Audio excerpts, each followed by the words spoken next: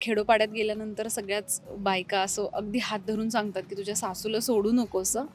तर कुठेतरी त्यांनाही असं वाटतं की अशी सून पाहिजेत आपल्याला, जी इतकी पॉझिटिव्ह आहे, सासूच्या पाठी उभी आहे. ज्यांच्या आयुष्यात अशा घटना घडल्यात किंवा ते सगळं घडलंय त्यांच्याकडून ती माहिती करून घेणं की एक्झॅक्टली होतंय काय, ते फारच चॅलेंजिंग होतं माझ्यासाठी. आपल्याला असं वाटत असतं की आपल्या आईसारखी आपली सासू असायला हवी, जी आपल्याला आपल्या कामामध्ये सपोर्ट करेल की तू काम कर. ही मालिका करताना माझ्या आयुष्यात फार स्थिरता आली असं मला वाटतं की मी गाडी घेतली, मी घर घेतलं. नमस्कार, मी अंकिता शिंदे. इट्स मज्जामध्ये तुम्हा सगळ्यांचं स्वागत. आज मी आली आहे आई कुठे काय करते या मालिकेच्या सेटवर आणि आज माझ्यासोबत आहे तुमची लाडकी अनघा म्हणजेच अश्विनी.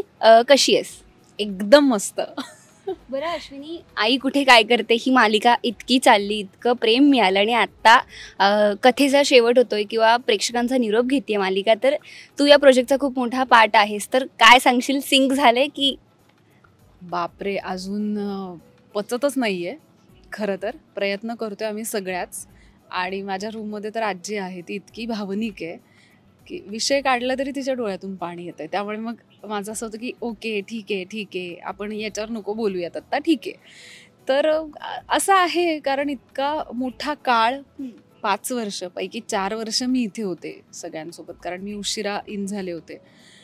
पण सगळं आठवताना मागचं 4 वर्षांचं तर एक काहीतरी बरंच आपल्या पाठी आपण घेऊन चाललोय असंही वाटतंय. पण आहे थोडंसं एक अस्ताव्यस्त जरा वाटतंय. पण अश्विनी, एक खूप मोठी भूमिका केल्यानंतर एक नॉर्मल लाईफमधली भूमिका येणं आणि ती इतकी चांगली चालणं किंवा अनघाची जर्नी आम्ही पाहिली आहे. आधी लग्न झालं, मग ती आई झाली आणि आत्तासुद्धा ती म्हणजे फॅमिली सुरूच आहे किंवा तू अरुंधती लाईट आहेस असंही म्हणायला हरकत नाही. तर अनघाची जर्नी तू काय सांगशील? तू किती एन्जॉय केलंस किंवा कसा होता हा प्रवास? अरे, खूपच कमाल एन्जॉय केलं. म्हणजे खरं तर मालिकाच आपली आई कुठे काय करते आहे. अनघाच्या आयुष्यातली एक फेज झाली जिथे ती आई होते आणि तो सगळा काळ इतका प्रचंड गाजला. अनघा सगळ्यांनाच आवडते. म्हणजे बऱ्याच आता खेडोपाड्यात गेल्यानंतर सगळ्याच बायका असं अगदी हात धरून सांगतात की तुझ्या सासूला सोडू नकोस हं. तर कुठेतरी त्यांनाही असं वाटतं की अशी सून पाहिजेत आपल्याला, जी इतकी पॉझिटिव्ह आहे, सासूच्या पाठी उभी आहे. आणि सासूला ती सतत सांगते की तू कर, पुढे जा. तर त्यामुळे मला तर अनघा फारच आवडली. अर्थात करताना हळूहळू तिच्या सगळ्या गोष्टी उलगडत गेल्या अनघाच्या. त्यामुळे मज्जा आली. या मालिकेमध्ये ना खूप वेगवेगळे एपिसोड्स होते किंवा अनघा म्हणून तुला सुद्धा खूप काही वेगळं करायला मिळालं असेल, पण किंवा प्रत्येक एपिसोड तुझ्यासाठी स्पेशल असेलच, पण असा एखादा एपिसोड जो करण्यासाठी तू स्वतः खूप एक्सायटेड होतीस की हा टॉपिक किंवा हा जो मुद्दा आहे तो खूप छान आहे, तर तो एपिसोड कोणता होता? एक्सायटेड म्हणण्यापेक्षा माझ्यासाठी चॅलेंजिंग होतं ज्या दिवशी डोहाळे जेवण असतं आणि अनघाला समजतं की अभिचं कुणाबरोबर तरी अफेअर आहे. आणि त्यावेळी ती कोलॅप्स होते. मग तेव्हाच तिची प्रेग्नन्सी होते आणि मग बाळ खूपच लहान आहे. आणि तो सगळा जो काळ होता, बापरे, तो इतका प्रचंड होता. ते समजून घेणं, ज्यांच्या आयुष्यात अशा घटना घडल्यात किंवा ते सगळं घडलंय त्यांच्याकडून ती माहिती करून घेणं की एक्झॅक्टली होतंय काय, ते फारच चॅलेंजिंग होतं माझ्यासाठी. म्हणजे तेव्हा दमछाकच व्हायची. अगदीच. आणि तू ना प्रत्येक ऑडियन्समध्ये तर तू फेमस आहेस, पण ना एक असतं ना खेडेगावातली ऑडियन्स म्हणा किंवा तुझा एक फॅन ग्रुप आहे किंवा तुझा एक वेगळाच फॅन ग्रुप आहे जो तुझ्यावर खूप प्रेम करतो. ते दिसतं मला सोशल मीडियावरती. आणि विशेषतः गावाकडची लोक तू खूप जास्त गोळा केली आहेस, खूप जास्त कमवली आहेस. मग अशा वेळी ही मालिका करत असताना त्यांच्याकडनं खूप साऱ्या तुला प्रतिक्रिया आल्या असतील, पण एखादी कॉम्प्लिमेंट किंवा एखादी कमेंट जी तुला कायम लक्षात राहणार आहे?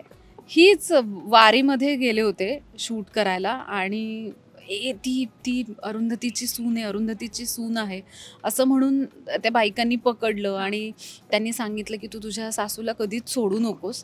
तर हे माझ्या इतकं लक्षात राहिलं ते यासाठी की काय होतं ना की खेडोपाड्यात बऱ्याचदा सासू सुनांमध्ये, म्हणजे फक्त खेडोपाड्यात असं नाही म्हणता येणार, पण सासू सुनांमध्ये ती घरात एक नोकझोक असते, काही काही सुरू असतं. त्याच्यात कुठेतरी त्या महिलांना असं वाटत असेल की अनघासारखी सून हवी, हे एक असतं ना स्वप्न. त्यामुळे कदाचित त्यांनी ते मला तसं म्हणाले असतील की तुझ्या सासूला कधीच सोडू नकोस. तर तीच, अशा बऱ्याच आहेत कमेंट्स. म्हणजे पण अनघा भावते याचसाठी ना, कारण ती प्रत्येकाला आपलीशी वाटते. आणि मुळातच पसरणी हे माझं गाव आहे, जे महाबळेश्वरच्या पायथ्याशी आहे. आणि त्यामुळे माझा टच आहे. मी गावाकडे जाते, मी बऱ्याच गोष्टींवर भाष्य करत असते वेळोवेळी. त्यामुळे कदाचित असं होत असेल की त्या लोकांना वाटतं की ही आपल्यातली मुलगी आहे, आपल्यातच राहते, ही चांगलं काम करते, तर तिचं कौतुक करावं, असंही होत असेल कदाचित. अगदीच. पण ही मालिका करत असताना किंवा तू एरवी असं असतं की जेव्हा प्रेक्षक भेटतात तेव्हा ते म्हणतात की तुझी सासू तुला किती छळते, पण इथे तुला असं असतं की तुझ्या सासूला सोडू नको, इतकी चांगली सासू आहे. आणि आता तू सुद्धा खऱ्या आयुष्यात लग्न करणार आहेस, राईट? अजून तरी नाही, म्हणजे तसं काय प्लॅनिंग. अच्छा, ओके. पण मी सोशल मीडियावर पोस्ट व्हायरल म्हणून, तर समजा इन फ्युचर जेव्हा किंवा तू लग्न करशील तेव्हा तुला कशी सासू हवी आहे? बापरे, काय आपल्याला असं वाटत असतं की आपल्या आईसारखी आपली सासू असायला हवी, जी आपल्याला आपल्या कामामध्ये सपोर्ट करेल की तू काम कर. किंवा तेच आहे की आपली आई कशी कुठल्याही गोष्टीवर आपल्याशी डिस्कस करू शकते आणि आपण एक अंतर ठेवून नाही वागत ना आईशी. सासूला एनिवेज आपण आईच म्हणतो, तर ते अंतर नसायला हवं, ते नसायलाच हवं अशी सासू. अगदीच. म्हणत आहे खूप चांगली प्रोजेक्ट कुठेतरी संपतंय, कथेचा शेवट होतं, तर आता हे कसं पचवतीयेस किंवा काय सेटवर माहोल आहे, किती इमोशनल आहेत सगळे किंवा काय वातावरण आहे? अरे यार, खूप इमोशनल आहेत सगळेच. आमची रूममध्ये जसं सांगितलं तसं की आजीचे डोळेच पाणावत आहेत अशी अवस्था आहे. सुरुवातीला जेव्हा आम्हाला कळलं की आता एका महिन्यात आपली मालिका संपणार आहे, तेव्हा मी खूपच चिल होते की हां ठीक आहे, म्हणजे तसंही दुपारी शिफ्ट झाली होती, त्यामुळे ती कधीतरी संपणार आहे हे डोक्यात होतं. पण आता काय झालंय ना, ते दिवस जसजसे जवळ येत आहेत ना, तसं असं काहीतरी व्हायला लागले ग. सातत्याने घर सेट, म्हणजे हे घरच झालंय.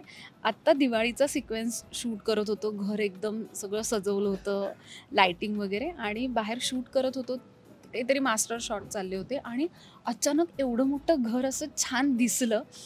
तेव्हा मला जे फील झालं, कारण ही वास्तू इतकी कमाल आहे ना. म्हणजे या मालिकेत खूप वेळा असा डायलॉग असतो की वास्तू तथास्तू म्हणत असते, ते अगदी खरं, कारण ही वास्तूच कमालीची आहे. म्हणजे ही मालिका करताना माझ्या आयुष्यात फार स्थिरता आली असं मला वाटतं की मी गाडी घेतली, मी घर घेतलं, तर एक मोठा काळ आयुष्यातला एक मालिका करत असताना माझं पर्सनल लेवलला पण एक स्थिरता येत होती. त्यामुळे ही मालिका फार महत्त्वाची आहे की नुसतंच काम करतोय आणि त्याचं काहीच आपण कुठेतरी रोपटच लावलेलं नाहीये, असं नाही झालं.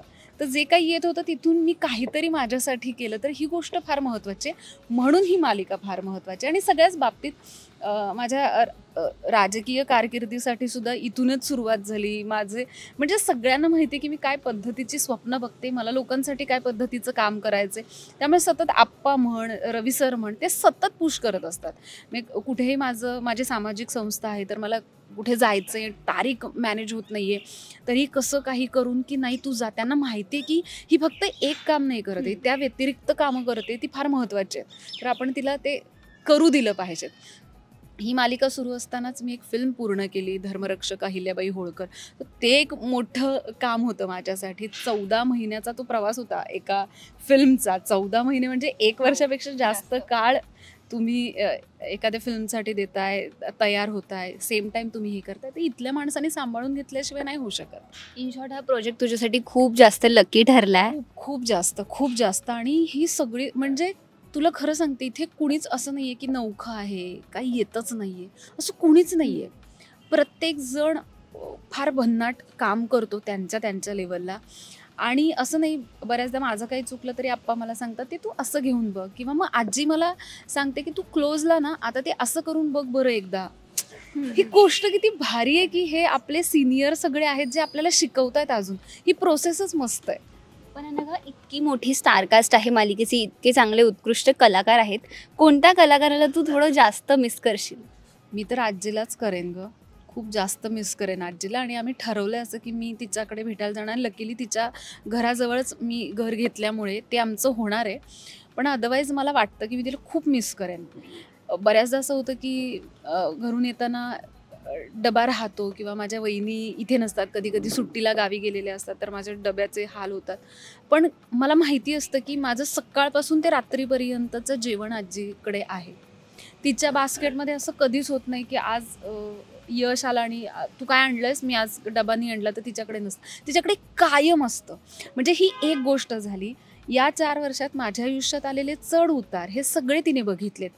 किंवा म्हणजे जसं म्हणाले की माझी सामाजिक संस्था, त्याची काही कामं असतील, लोकांच्या मदतीसाठी काही फोन आलेले असतील, कुणाचं काय करायचं त्याचं, तर ती सगळ्याचं कौतुक करते की तू हे सगळं करून हे सांभाळतेस. तर एक माणूस आपल्या आयुष्यात को आर्टिस्ट असा लागतो, कारण सगळ्यात जास्त वेळ तर इथेच घालवते की तो माणूस तुला सांगतो की तू कर. म्हणजे आई माझी घरी सांगतेच आहे, पण त्या व्यतिरिक्त इथे एक माणूस तुम्हाला सांगतोय की नाही तू कर, तर ते फारच आहे आजीच्यात आणि माझ्यात. विषय काढला तरी असं समोरासमोर बसलोय रूममध्ये, विषय काढला तरी ती सकाळीच आम्ही बोलत होतो तुम्ही सगळे आलाय म्हणून, आणि विषय काढल्यावरच ती म्हणाले तर प्लीज नको बोलूस, मला नाही सुचत आहे. तर हे फारच त्रासदायक आहे. आणि हे प्रेक्षकांसाठी सुद्धा थोडंसं जड जाणार आहे की ते एक्सेप्ट करणं की आता ही मालिका नसणार आहे. पण थँक्यू सो मच अनघा, खूप छान वाटलं तुझ्याशी गप्पा मारून. पण जाता जाता प्रेक्षकांना काय सांगशील?